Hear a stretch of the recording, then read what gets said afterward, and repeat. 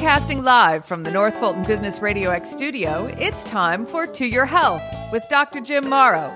To Your Health is brought to you by Morrow Family Medicine, an award-winning primary care practice, which brings the care back to healthcare. Hello and welcome back to another episode of To Your Health with Dr. Jim Morrow. That's me. I'm Jim Morrow, a family doctor in North Georgia. I'm with what was Morrow Family Medicine. We're now part of Village Medical and very proud to be. We have an office in Cumming, Georgia, and an office in Milton, right by Alpharetta. And we are bringing care back to healthcare, as we like to say. I started doing this podcast. It's been more than 2 years ago now, John, and we are just rocking and rolling and having a great time doing it. And it's been a real pleasure for me, and it's been a learning experience for me too. And so, as I tell you every week, it seems like I am here in my office studio, and my producer John Ray is in his home studio. I usually say luxurious, and you laugh, but it seems to be that. It's very well equipped, at least. So, John, how are you doing this morning? I'm doing great. I'm surprised you put up with me as long as you have. Well, we were saying before we started recording that I'm seriously thinking about changing producers. So if you are a podcast producer out there, call me, right? Give me a call. I'll get right back to you. That's right. Absolutely. I mentioned that it's been a little bit over 2 years, and it has, and it's been an awful lot of fun. We've covered an awful lot of topics, but we want to do one thing that's a little bit different. We'd like to do a podcast where we just take questions from people, which we would collect in advance. You can use your name or not. We can use your name if you want us to or not. But we'd love to have people give us questions that they would like to have answered. You could also leave us in the same format. You could also leave us topic ideas that you might have that sound good to you. But if you'd like to do that and like to have a question included in our podcast like that, the number to call is 404-530-9691. 404-530-9691, and just leave a message. And that would be great. We really would appreciate it very much. You also can email if you'd like. The email address is toyourhealthmd@gmail.com. And so I hope you'll do that. If you also, like I said, if you have podcast ideas and topic ideas or requests, that is something I would really welcome. Although, as John says, always blow his away or turn his down when he brings them up, but that's John. So I am very excited about what we're going to talk about today, because it's a topic that really is not talked about enough. I don't think it could be talked about enough. It's very important. We're going to talk about suicide prevention. We're going to have a guest. We do have a guest here today from the American Foundation for Suicide Prevention. Excited about having that. You know, it's been in the news a lot lately. It seems like it always is, unfortunately, where you have Miss America, Chesley Christ, who committed suicide very unexpectedly, as most of these are. Katie Meyer, the goalie for the Stanford soccer team. And then I saw just yesterday on Facebook a video, a clip off the Today Show, where a football player from Ohio State University, Harry Miller, had thought about suicide since the age of 8. And he went to his coach a couple of years ago and told his coach that he was thinking about suicide. And Coach Day there at OSU got him some help, and he's still there. He's not on the team anymore as of recently, but he's decided to make his mission talking about this so that the word can get out and people can understand that there are resources that can help you. So if you have any loved one that might be suffering with this, if you yourself are dealing with this, I hope this podcast will provide you some help and some information and some resources. Like I said, we're very lucky today to have Kristen Petillo with us. She is with the American Foundation for Suicide Prevention. Kristen, welcome to the podcast. It is a pleasure to be here today. Thank you so much. I really appreciate you taking the time. It's not every week that we have a guest, and when we do have the opportunity to do it, I think it does provide a little bit more of a listenable, if you will, podcast. So I'm going to start, if I can, with asking you to tell us who is at risk of suicide. In a nutshell, anyone could be at risk for suicide. And so suicide oftentimes is when multiple factors, stress factors, compound and put someone into a temporary space where they cannot see beyond that very moment. And oftentimes there is an underlying, maybe diagnosed or maybe not diagnosed mental illness.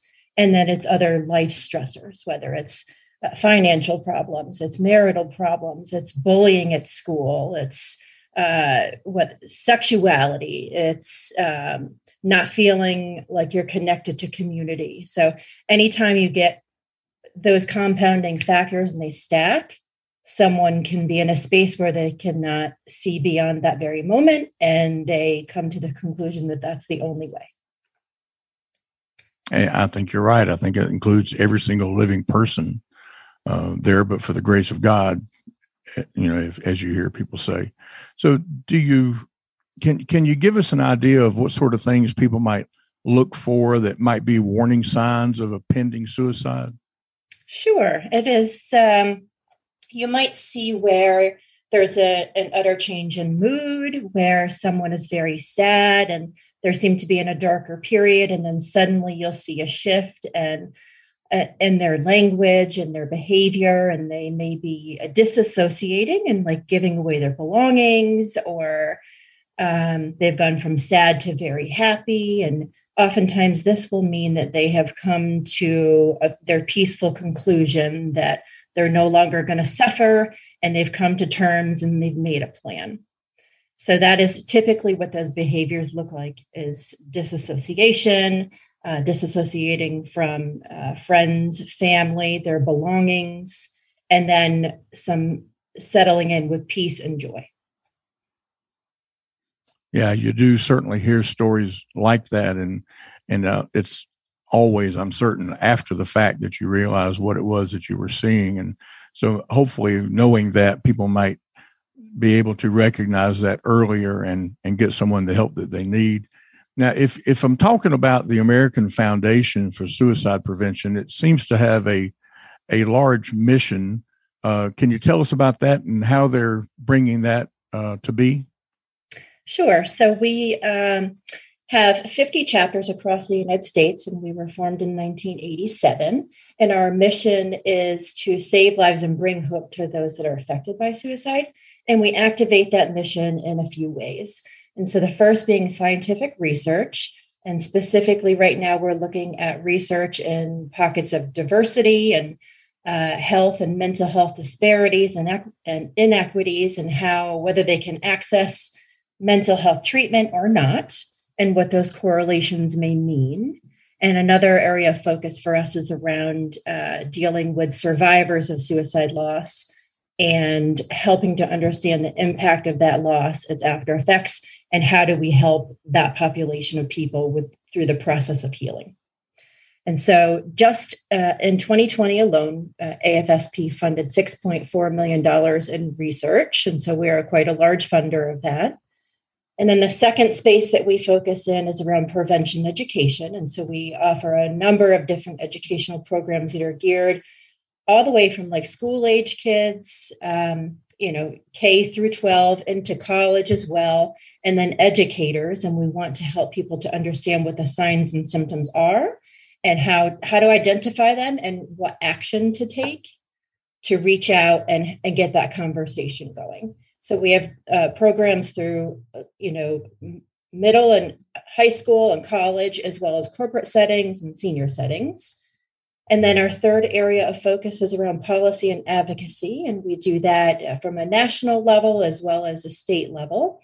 And a lot of that activity is done through volunteers that are impassioned and have connection to cause.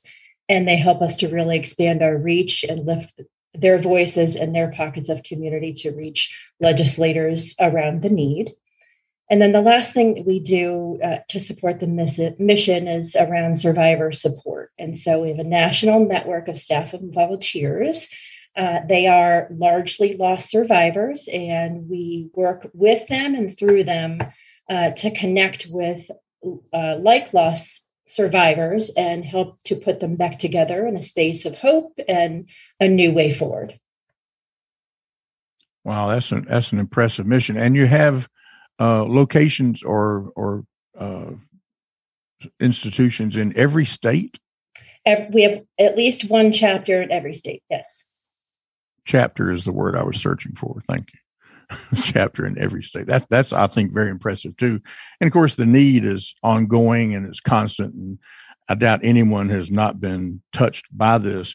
In looking at your website and learning a little bit about it, tell me about the big bold goal. The big bold goal. So this is called Project 2025. It is a national initiative, and it is all centered around decreasing the rate of suicide in the United States by 20% by 2025.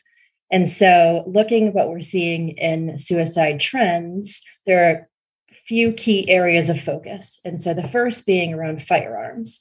So we know that 51% of suicide losses are due to firearms. And so our aim there is to educate and empower gun shops and ranges and gun owners around the warning signs. And oftentimes it's not about like taking away all the guns. It is about sometimes temporarily removing the means, because we know if we can put time and distance between someone in crisis and their gun, then we can save a lot more lives.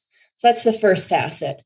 The second is around working in the correction systems, because there's quite a high rate of incarcerated people who die by suicide in the correction systems.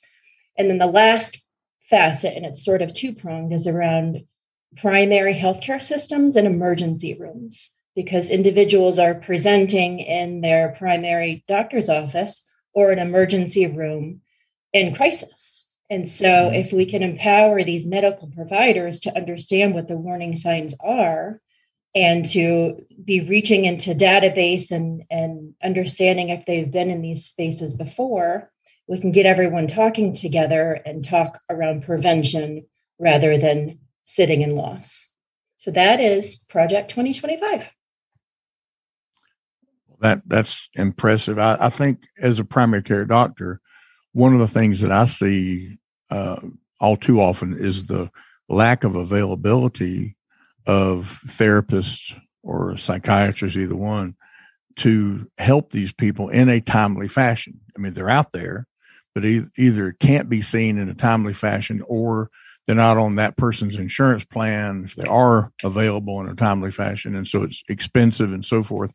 And I don't think, in my experience at least, I don't think anything visible has been done to make that any better in the time that I've been practicing. I haven't seen a change at all, really. You have just hit it right on the head. And so a large focus of what we do as an organization, both national and individual states, as well as around policy and advocacy. And so currently we are working right here in Georgia right now on House Bill 1013. And this is around Mental Health Parity Act. And it was lifted up by Speaker of the Georgia House of Representatives, David Ralston. And this bill is all about mental health and treating mental health like any other medical condition. And the intention is that it will radically transform Georgia's healthcare system by providing more and better mental health care and bringing transparency and accountability to mental health coverage decisions, making it safe to talk with your employer in your employer spaces, and greater accessibility to mental health care for all of Georgians and their families. And so this bill has passed the House already and is sitting with the Senate. And if passed, it can mean many millions of dollars more to be utilized for mental health care. So we are very encouraged by the support that it is realizing right now. We should know something more in the coming weeks. I did know that was trying to get pushed through, and I didn't know it had already passed the House. That's wonderful. The outcome of that could be impactful to just so many families. So if you're thinking about the foundation and what they're doing in Georgia, what sort of programs and events do you have ongoing right now before a bill like that passes or other things change? What kind of things are you doing right now?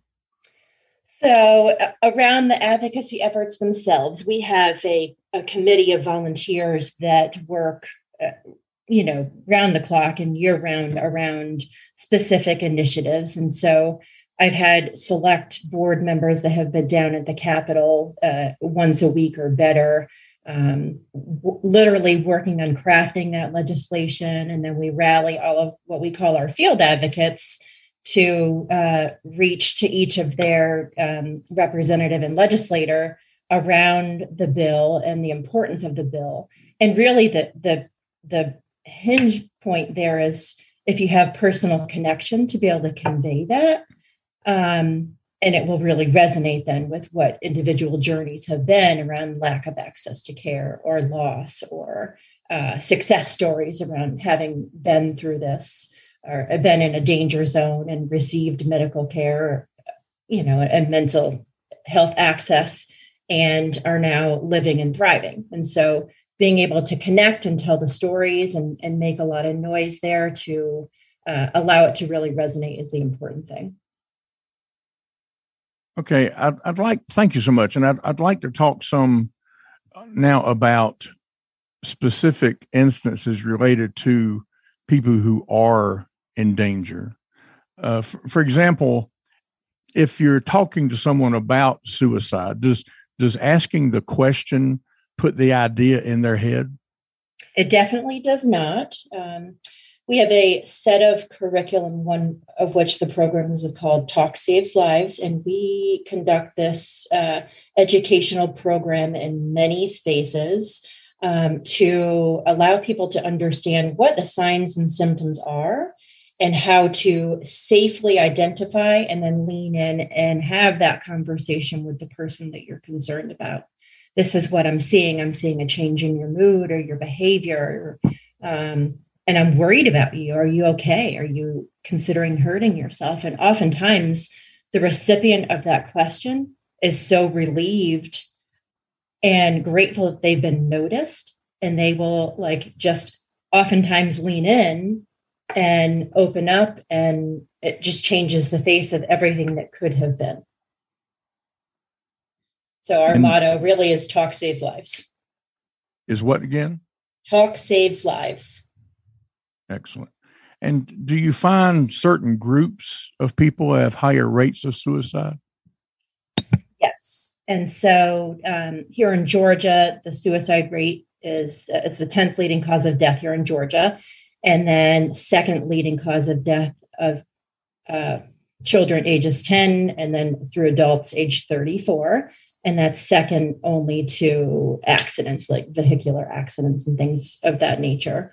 And then the rates for men 50 plus are on the higher end as well. And that's oftentimes attributed to the fact that men are less receptive to asking for help, for being vulnerable and leaning in. I know sometimes people will talk about suicide, or to use the word threaten suicide, in order to get attention.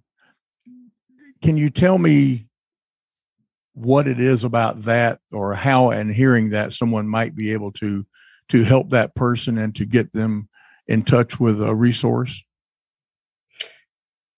My response to that would be that sometimes they are not in a great place, and they are having a cry for help. And so, yes, we would definitely always want to lead with resources. And so some resources that I always like to share and I recommend that people put into their phone are the crisis text line. And so this is a really passive, private way to engage in a conversation if you personally are not in a good place or you know someone that isn't.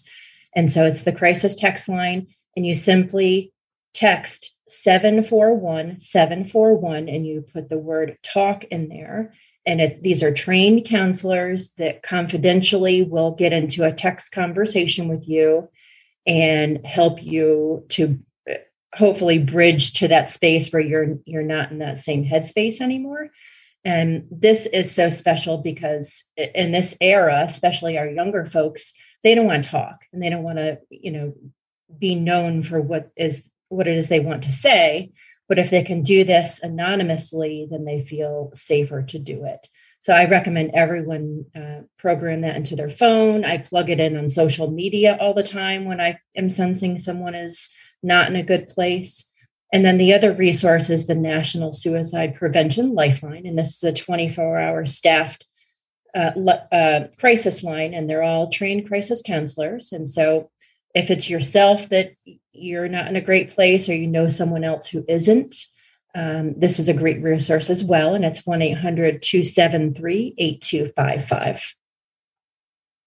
Super. That's great to know.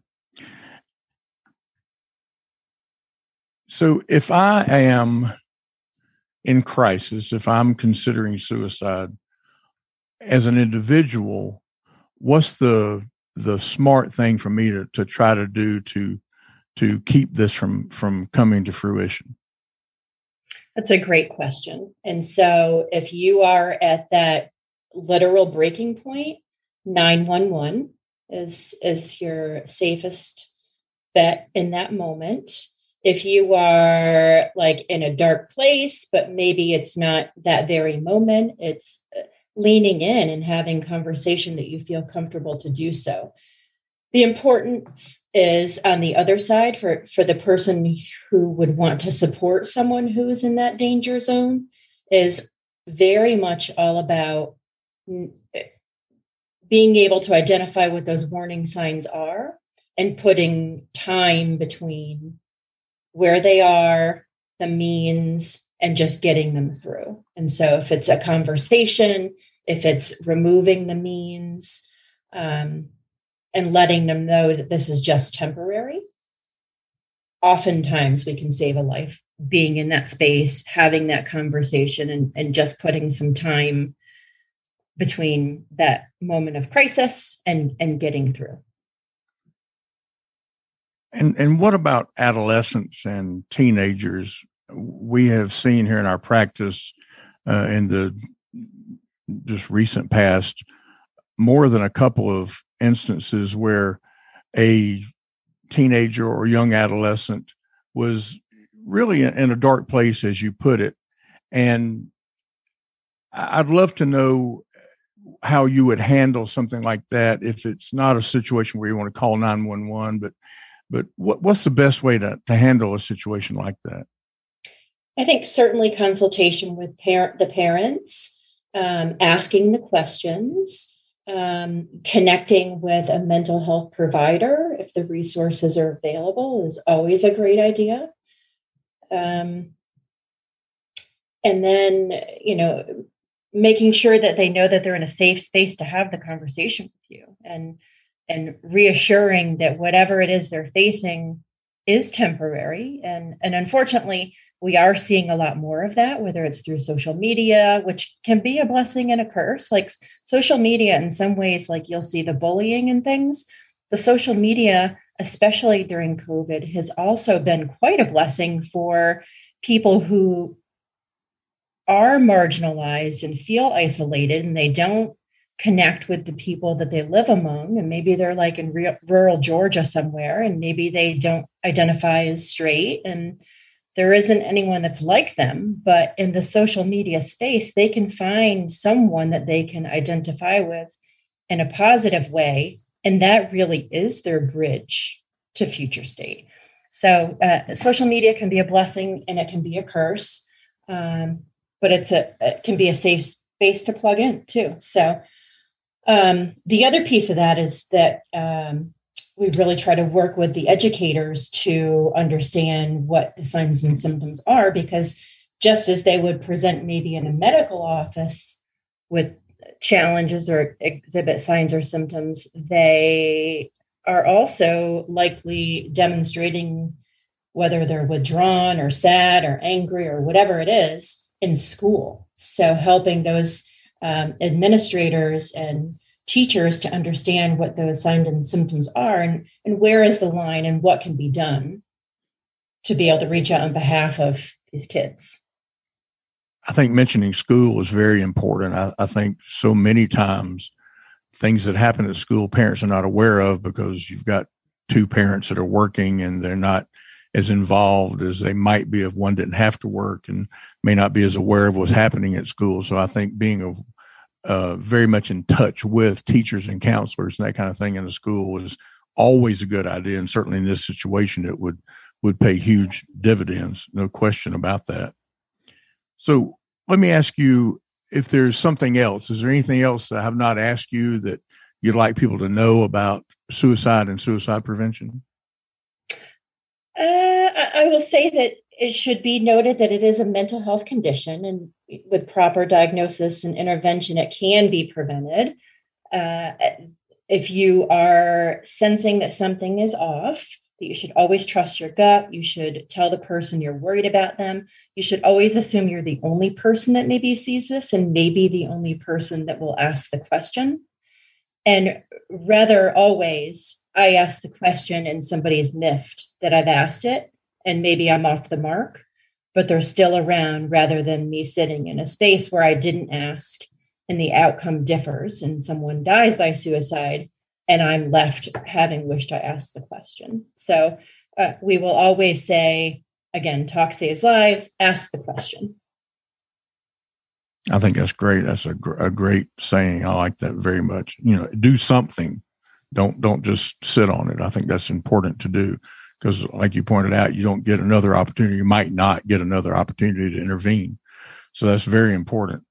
Before we get to questions that John might have for us, could you tell me how someone might get in touch with the American Foundation for Suicide Prevention? Sure. And so from a national level, someone could reach out to afsp.org and then kind of drill down from there to a specific geographic location. And so for us here in Georgia, it would be afsp.org/Georgia. And within that, we have lots of need around volunteers. We are literally a staff of 2 people here in Georgia, and we're trying to meet the need of an entire state. And so that is everything from learning our programs and delivering the programs on our behalf, to helping on committees or at a board level, or working with sponsorship, helping us reach into corporate spaces around prevention education programs.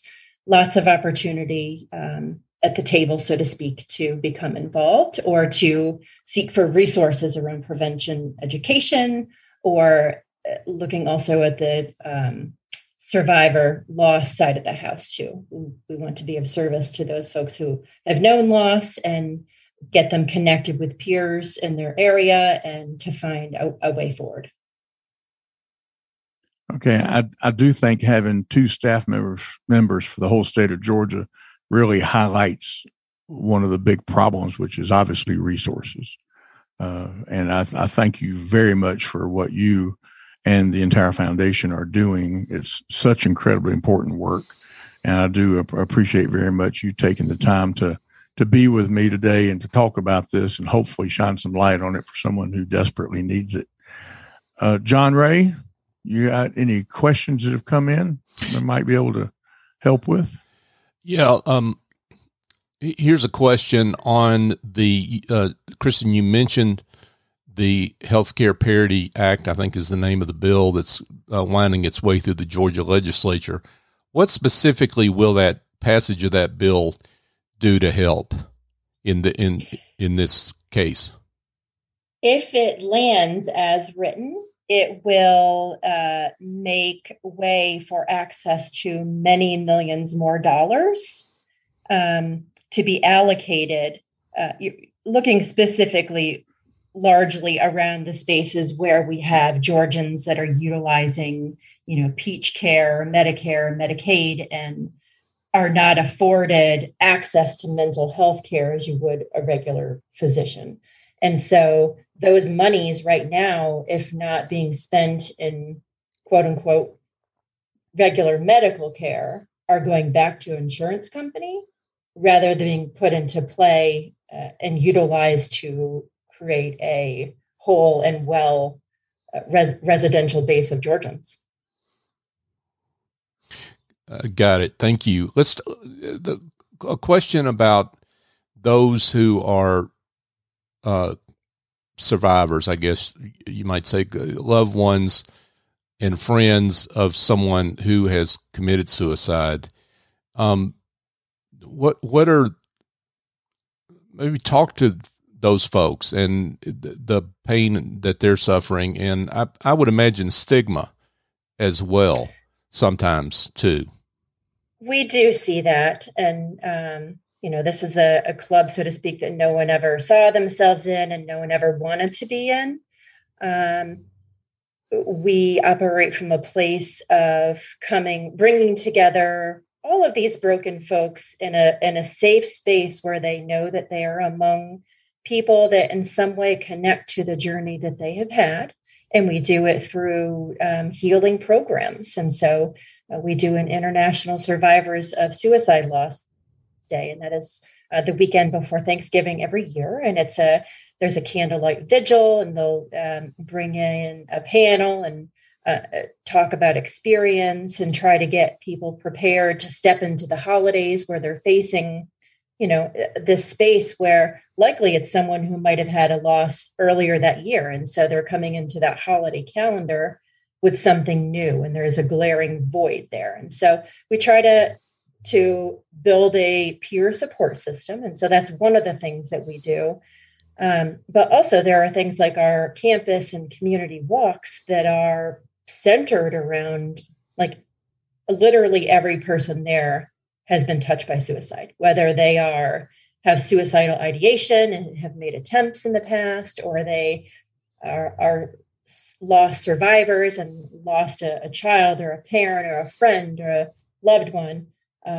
They are all there with that same connectivity, and you come together and it's safe and there's acknowledgement of the loss. And then it's a space just filled with love and support, and you know it's going to be okay, and it's never going to be what it was, but there's a way forward. And it's broken and it's beautiful, and lifelong friendships that are made out of this.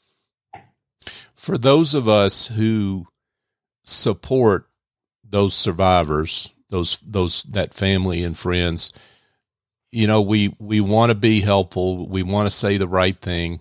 Sometimes we are scared to say the wrong thing and we don't say anything. What should we say? What should we say to support? Sure. I'll give you a couple of things. And so the first is that we, as a whole at American Foundation for Suicide Prevention, we try to use the language of died by suicide rather than committed. Committed has a criminal sort of tone to it. So we try to educate around that. That's the first thing. It really kind of softens. It doesn't change the face of what has happened, but it softens, like the punch to the gut, so to speak.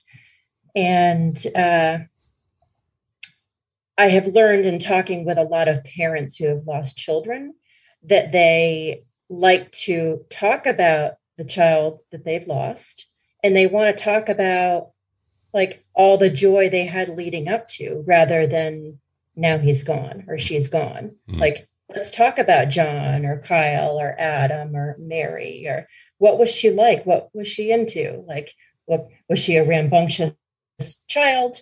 They don't prefer to focus on the after and the glaring hole of them not being there anymore, because there was a lot of highlight before them. And so don't be afraid to lean in and have conversation in that space, because that's what they have left to hold on to.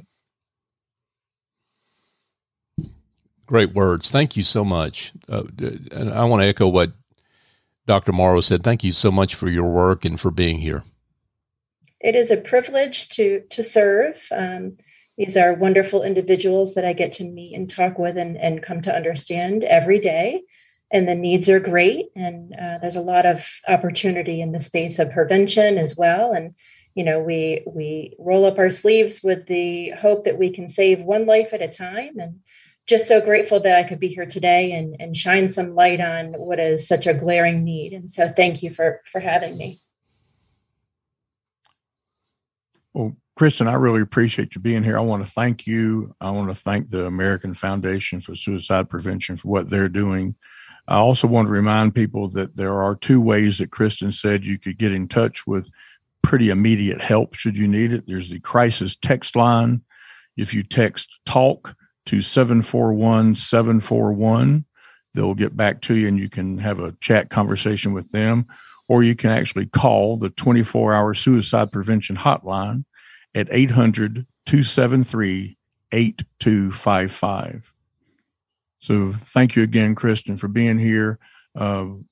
Anyone who's dealing with this, please do something, ask the question, talk to people, find a resource, call your family physician, call 911 if you need to, do anything and everything that you have to get this brought to light in your situation and in your loved one's situation. And John, that's what I have for suicide prevention on To Your Health. Wow, this was a really important topic, and I'm really, again, we're grateful to Kristen for coming on and the work that her organization does. And thank you, Dr. Morrow, for wanting to highlight this topic. Absolutely. So for now, that's To Your Health.